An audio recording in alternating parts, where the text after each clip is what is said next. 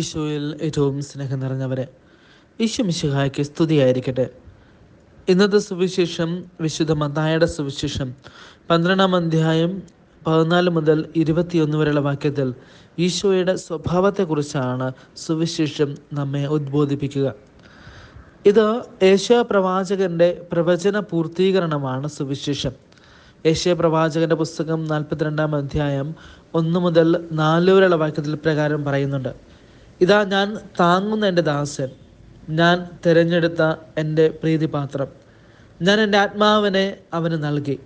അവൻ ജനതകൾക്ക് നീതി പ്രദാനം ചെയ്യും. അവൻ വിലപിക്കുകയോ സ്വരമുയർത്തുകയില്ല. തെരുവീഥിയിൽ ആ സ്വരം കേൾക്കുകയുമില്ല. ചതന ഞാങ്ങണ അവൻ മുറിക്കുകയില്ല.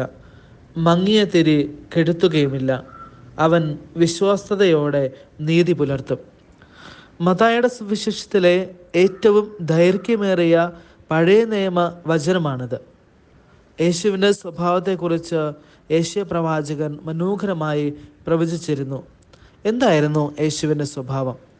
ഒന്നാമതായി, ഈശോ വിവേകത്തോടെ പ്രവർത്തിച്ചവനായിരുന്നു.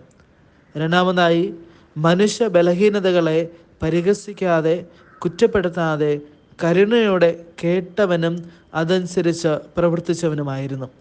മൂന്നാമതായി, വിജാതീയരോട് സുവിശേഷം പ്രഘോഷിച്ചവനായിരുന്നു.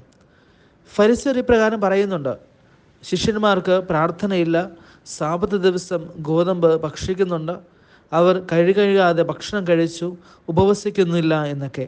എന്നാൽ ഇവിടെ ഈശോ വിവേകത്തോടെ അവിടെ ചേർത്ത് പിടിക്കുകയും അവരോട് ബലഹീനതകളെ കുറ്റപ്പെടുത്താതെ കരുണയോടെ പെരുമാറുന്ന ഈശോയെ കാണുവാൻ സാധിക്കും. പ്രിയമുള്ളവരെ, മനോഹരമായ കൂദാശയാണ് കുമ്പസാരമെന്ന. അവിടെ എന്താണ് നടക്കുക? കരുണയുടെ സ്ഥലമാണ് കുമ്പസാരം. അവിടെ എന്ത് പാപം ചെയ്താലും നമ്മെ ചേർത്ത് പിടിച്ച് സാരമില്ലെന്ന് പറയുന്ന ഈശോ തമ്പുരാനുണ്ട്.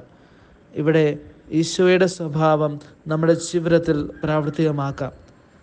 യേശയ്യാ പ്രവചിച്ചതുപോലെ നമ്മുടെ ജീവിതത്തിൽ ക്രിസ്തുവിൻ്റെ സ്വഭാവം സ്വീകരിക്കാം. എല്ലാവരെയും കരുണയോടെ സ്നേഹിക്കുവാനും വിവേകത്തോടെ പെരുമാറുവാനും നമുക്ക് പഠിക്കാം. ദൈവം നമ്മെ സമൃദ്ധമായി അനുഗ്രഹിക്കട്ടെ.